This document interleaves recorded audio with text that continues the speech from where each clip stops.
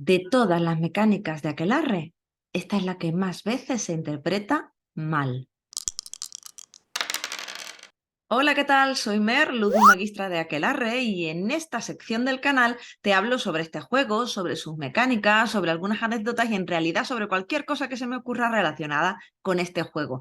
Así que si este tema te interesa, yo lo que te recomiendo es que te suscribas precisamente al canal y actives las notificaciones para no perderte ninguno de los otros vídeos.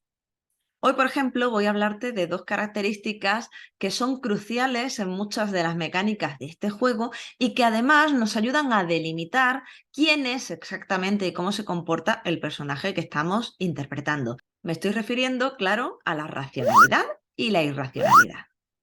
Pero estos dos valores, racionalidad e irracionalidad, son dos características que no siempre los jugadores saben interpretar bien y precisamente por eso estoy haciendo este vídeo, para explicarte en qué consisten realmente y contarte cuáles son los errores más frecuentes para que así puedas evitarlo y qué implicaciones tienen estos valores en términos de juego. Para ello tengo que contarte que el mundo de Aquelarre está compuesto por dos visiones que son complementarias y contrapuestas. Por un lado está el mundo físico que podemos percibir con nuestros sentidos y que, según la mentalidad imperante en la Edad Media, está creado por Dios. Ese es el mundo de la racionalidad.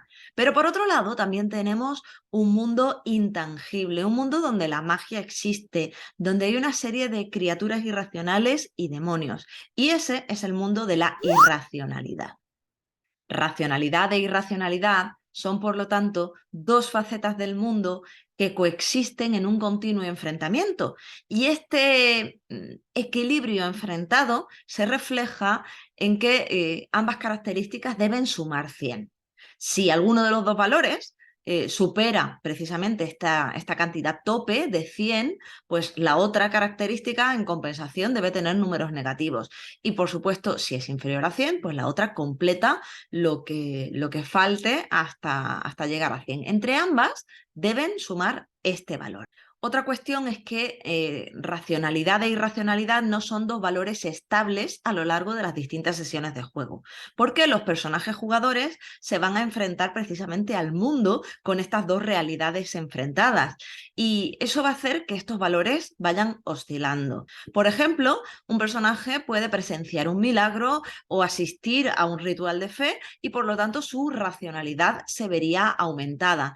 Pero también un personaje puede ver una criatura del mundo irracional o incluso un demonio o ver los efectos de un conjuro y eso haría que aumentase su irracionalidad. Todo esto lo tienes detallado en unas tablas estupendas que encuentras en la página 148 del manual de tercera edición de Aquelarre o bien en la página 129 del breviario. Bueno, y ahora vamos con los errores más habituales al interpretar estas características. El primer gran error es confundir la irracionalidad con la cordura de la llamada de Chulo. Y es que, aunque Aquelarre, es verdad, le debe mucho a la llamada, no tiene nada que ver el valor cordura con el valor irracionalidad. En la llamada se cuentan normalmente historias que acaban redundando en la degeneración progresiva de los personajes, que se ven afectados psicológicamente por todo aquello que están averiguando y que están investigando. Eh, en ese sentido, sí que tiene algo en común con la irracionalidad de Aquelarre, porque en el fondo, en este juego, los personajes se van exponiendo a una serie de elementos del mundo irracional, pues normalmente magos que hacen grandes conjuros, o criaturas irracionales, o demonios y sus servidores, y esto hace que vaya aumentando la irracionalidad de los personajes. Pero ojo, esto no significa que los personajes de Aquelarre estén perdiendo cordura, que estén volviéndose locos. De hecho, hay personajes en Aquelarre que tienen un nivel de irracionalidad altísimo y sin embargo son personas bastante cuerdas. En realidad, de lo que nos está hablando la irracionalidad es de hasta qué punto está el personaje inmerso en este mundo irracional, hasta qué punto es consciente de que está rodeado de todo este tipo de criaturas y hasta qué punto está dispuesto a creer que cualquier incidente que suceda en su vida cotidiana puede estar provocado por la influencia de este mundo irracional. El segundo gran error es confundir la racionalidad con el empirismo científico. Y esto es un anacronismo porque desconocemos en el fondo la cultura científica de la Edad Media. ¿Qué? ¿Que no sabes lo que es un anacronismo? Pues el DRAE lo define como el error consistente en confundir épocas o situar algo fuera de su época. En la Edad Media no existía como tal la mentalidad científica, o más bien, esta debía generarse desde el prisma de la religión. Que no estoy diciendo que no pudiera haber personas dispuestas a cuestionar el canon religioso o que solo creyeran aquello que veían con sus ojos, pero desde luego dudo mucho que estas personas estuvieran muy dispuestas a decir esto abiertamente, porque se arriesgaban en el menor de los casos a críticas, en el peor de los casos ya te lo imaginas, ¿no? La hoguera, la hoguera, la hoguera. La verdad, yo creo que un personaje medieval no podría escoger el pensamiento basado en la razón dejando de lado todo aquello de la fe. Y de hecho, la visión de racionalidad de Aquelarre creo que es esta unión entre lo que percibo yo con mis sentidos y puedo razonar con mi intelecto y aquello que me está diciendo pues, la Santa Madre Iglesia. Y en todo caso, si una persona se atreviera a cuestionar este canon religioso, sería percibido, yo creo, en términos de juego, como una vergüenza, porque es precisamente algo que debería llevar oculto y que si otros personajes conocieran, podría meterle en graves problemas.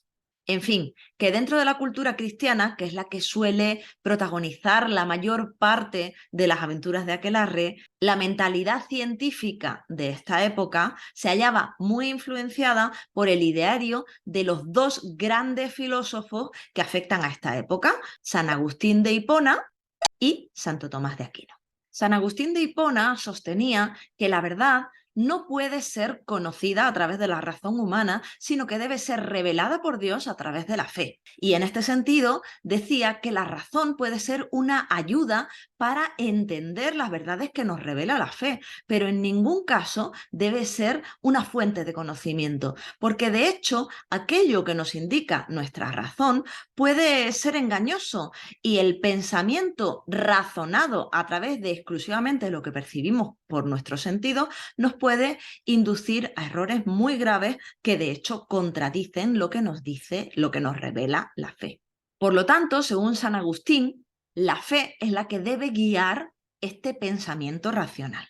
En cuanto a Santo Tomás de Aquino, su pensamiento se centró en que la razón y la fe han de ser necesariamente compatibles, ya que ambas provienen de Dios. Según Santo Tomás, la razón humana nos podía ayudar a comprender mejor y a profundizar en las verdades que nos revelaba la fe, pero al mismo tiempo la fe puede aclarar y guiar por dónde ha de ir argumentando la razón. Pero igualmente Santo Tomás tenía clarísimo que en caso de haber algún conflicto entre lo que dicta la fe y lo que dicta la razón, obviamente el que debe estar equivocado es el razonamiento de la razón. No he argumentado correctamente, entonces debo seguir buscando y profundizando, ya que es imposible que la argumentación que hace la razón contravenga lo que nos dice la fe, lo que nos revela la fe. Todo esto se conoce como síntesis tomista y tuvo una gran influencia en todos los sabios y pensadores de la época. ¿Y qué pasaba con la cultura judía y con la cultura andalusí? Pues en cuanto a la cultura judía, la diferencia no era muy grande. Estamos hablando ya no de la fe cristiana, sino de la fe judaica, pero el resultado era el mismo. La razón no podía cuestionar aquellas verdades que nos transmitía la fe. Y en cuanto a la cultura andalusí, también se sostenía que la razón y la fe eran dos verdades perfectamente compatibles. Y aunque hubo figuras como por ejemplo Averroes, que se atrevió a decir que la razón y la fe son dos realidades diferentes y que por lo tanto pueden llevar dos caminos diferentes, la verdad es que en general en la Edad Media el pensamiento imperante es que la razón y la fe debían estar necesariamente de acuerdo, porque si no entrábamos en un conflicto en el que a lo mejor no nos apetecía entrar demasiado. Según Averroes, por cierto, la razón humana podía alcanzar la verdad independientemente de lo que dijera la fe. Y claro, esto a veces podía ser una idea conflictiva. Normalmente se consideraba como un gran sabio a Averroes, pero con cierta distancia, teniendo en cuenta que se trataba de un infiel que decía cosas que rozaban bastante, en algunos casos, la herejía. Bueno, y entonces, ¿cómo interpreto yo racionalidad e irracionalidad y cómo afectan a mi personaje en términos de juego? Pues bien, racionalidad e irracionalidad no hablan más que de la visión que tiene del mundo el personaje que estás interpretando en este momento. Una racionalidad alta supone que no estás demasiado dispuesto a creer en historias, en leyendas, en criaturas mágicas de cualquier tipo, que te sientes bastante apegado a los dogmas que te indica la fe o simplemente a lo que perciben tus sentidos. Y eso supone que de hecho no te resulta fácil creer que algún evento extraordinario sea provocado por este tipo de situaciones o criaturas, y por lo tanto también supone que te ves menos afectado, por ejemplo, por los efectos de algunos conjuros. Precisamente por esto, algunas veces, cuando algún mago hechicero hace un conjuro contra nosotros, tenemos que hacer una tirada de racionalidad, porque si la racionalidad vence en nosotros en ese momento, pues no nos creemos que ese conjuro que están haciendo contra nosotros pueda ser cierto, y por lo tanto eso actúa como una especie de protección, porque si no me lo creo, no me afecta demasiado, no estoy dispuesto a sugestionarme. Por otra parte, si yo tengo un personaje que tiene la irracionalidad muy alta, eso significa que, bueno, aunque obviamente vive en su mundo y es consciente de lo que nos dicta la fe, e incluso puede que crea y que sea una persona de fe, cree que todas estas criaturas del mundo irracional, que los magos, los hechiceros, los hacedores de conjuros existen, que los demonios pueden llegar a nuestro mundo y que por lo tanto pueden afectar a nuestras vidas. Esto supone que una persona con una irracionalidad alta puede encontrar en todos estos seres y criaturas la explicación a eventos que le sucedan a lo largo de la aventura. Está dispuesto a creerse las leyendas locales que les van contando, pero también hace que sea más sugestionable y, por ejemplo, en el ejemplo que ponía antes de alguien que hace un conjuro contra nosotros, una persona que tiene la irracionalidad alta, tiene lógicamente, porque están en equilibrio, la racionalidad baja, y por lo tanto es mucho más fácil que falle esa tirada de racionalidad y que por lo tanto se vea afectado por ese conjuro. Pero al tener la irracionalidad alta, eso también significa que cuando ve, por ejemplo, los efectos de un conjuro, o cuando ve un demonio o una criatura del mundo irracional, es un poco más complicado que la subida de irracionalidad que normalmente se tiene en estas situaciones sea muy alta, porque los personajes que tienen la irracionalidad alta tienen mayores posibilidades de sacar una tirada de irracionalidad que se haría en estas circunstancias, y por lo tanto tienen menos posibilidades de que este valor de irracionalidad suba en esta situación.